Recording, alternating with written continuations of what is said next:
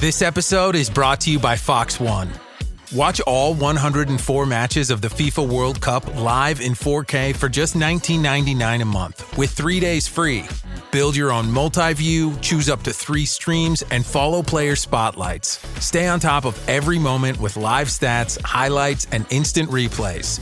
The FIFA World Cup, streaming live on Fox One. Offers are subject to change. See fox.com for complete terms and conditions. Listen, all you New Yorkers. Excuse me, taxi. Okay, man, we're looking around. This is the 77 WABC minicast.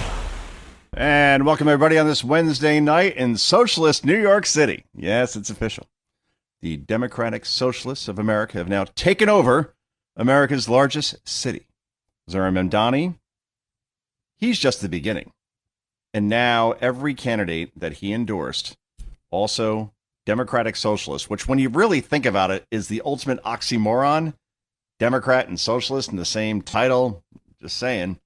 Call them communists because that's basically what was just elected again here in New York, because that's where the money is. That is where the insurgency is. That is where the energy is. And socialists, as I've been saying on this show for a very long time, now everybody on cable news got the memo, but I've been saying for many, many weeks, if not months, that Democrats will take over every major American city in this country, not establishment Democrats, Democrat socialists, or, communists. We already got one in New York, we got one in Seattle, Washington, D.C., could be one in Los Angeles, and just one by one, this is how it works. And now the establishment, so to speak, is freaking out on the left, the, I guess, not so far left, Van Jones, CNN. Again, he used that same word, insurgency here, talking about last night how all three of Zoran Mamdani's candidates, socialists, communists, the people that he endorsed, all won.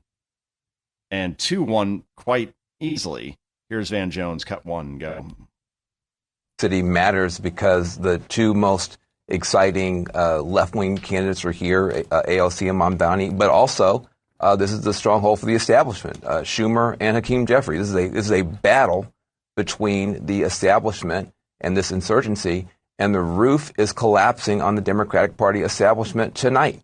If Mamdani gets a hat trick, 3 out of 3, this is a new era for the Democratic Party, and you can't write off New York City because this is the place where both it's the power center for the establishment and the insurgency, and they're going head to head tonight. And right now, this is no longer a movement. This is a movement and a machine at the same time. And there's no way to sugarcoat. Yeah, there's no way to sugarcoat it. And this is what's happening now at this point. If you are the E word, establishment, you will be defeated on the Democrat side. You're seen as the problem. You're seen as part of the status quo. You're seen as somebody who basically is not quite as bad as MAGA, but pretty darn close. And you will be eliminated if you are establishment. And during a watch party in Brooklyn last night, when these results were all coming in, Hakeem Jeffries popped up on screen. He was doing an interview with CNN at the time, and this was the chant that came up. And oh boy, if you're Hakeem Jeffries, you ain't going to sleep well tonight or for many, many nights for the foreseeable future. Cut number 17, go.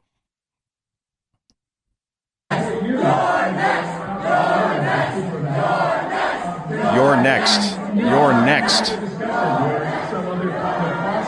Oh, boy. Night, night, Hakeem. And Kevin, what's that soundbite that I'd love to play here? Something about garbage. I'm sure you could find that within the next 5 seconds because you are that good. Because when you think of garbage, you think of somebody. I can't quite. When you think of garbage, think of Hakeem. Thank you, Kevin. Boy, that was good. 4 seconds. I was timing you. Anyway, the point is that if you're Chuck Schumer, especially, who is somehow even more unpopular than Hakeem Jeffries, you will be primaried and you will lose. And Hakeem Jeffries, you'll be primaried and you will lose. You'll say, yay, I don't like those guys. They didn't do anything if you're a Republican, if you're MAGA. The problem is, like I brought up time and again, Sopranos had a great scene where Tony Soprano is talking about how Johnny Sack, who is the New York crime boss, is going a little bit off the rails. And then his crew is saying, well, maybe we have to take out Sack. And Tony says the problem with that is you don't know who replaces him. And that could be somebody we don't know, and that could be somebody who's infinitely worse. That is what's happening right now. You want Hakeem Jeffries out? You want Dan Goldman, who lost last night, out? You want Chuck Schumer out? Okay.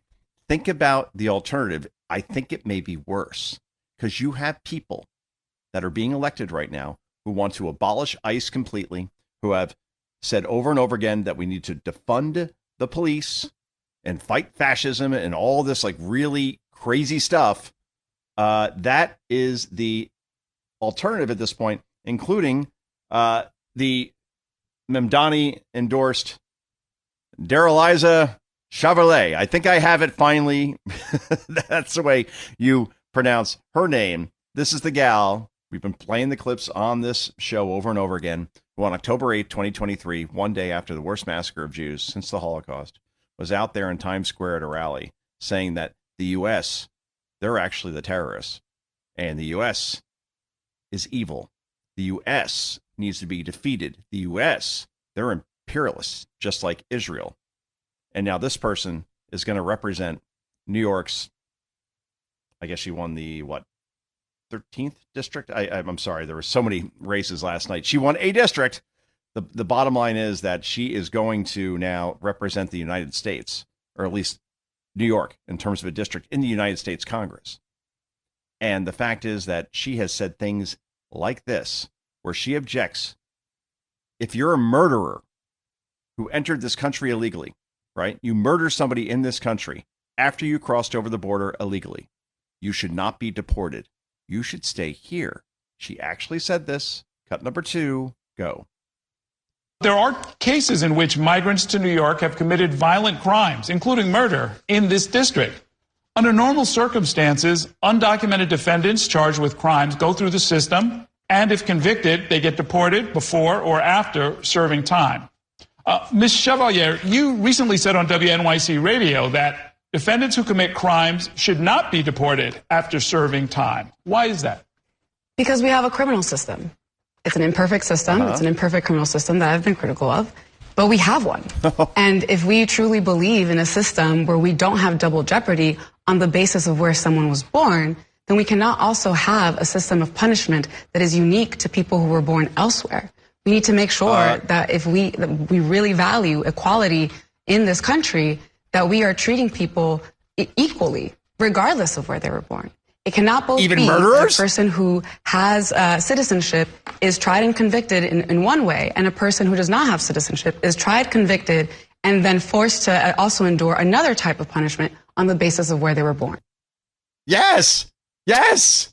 If you came here illegally and you murder an American citizen, you are out of here. And she's saying, nope, that person should stay.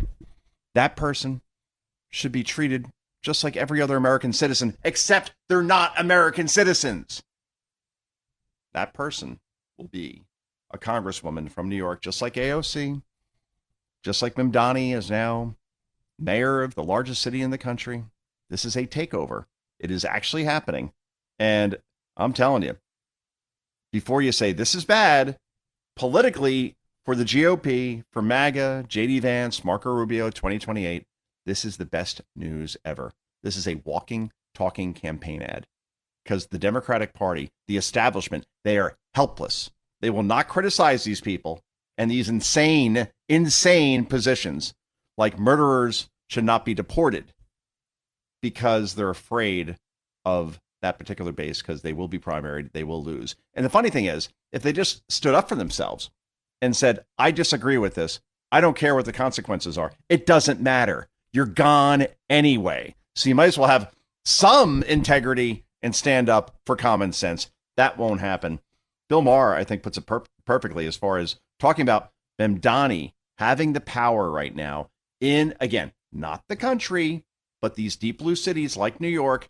And that's exactly what's going to get JD Vance or Marco Rubio elected. This is cut number 3. Go.